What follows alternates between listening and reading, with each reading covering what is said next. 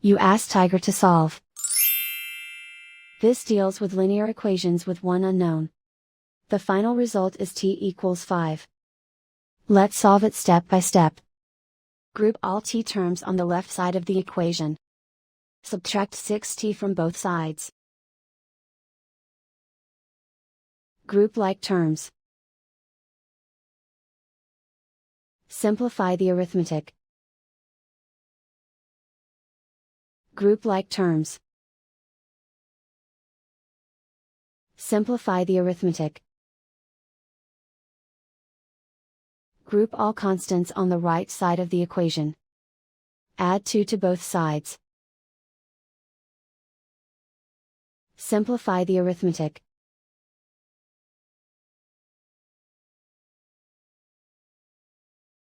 Convert the t into a positive number.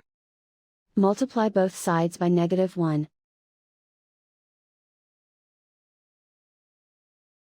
Remove the ones. Simplify the arithmetic. And so the final result is t equals 5.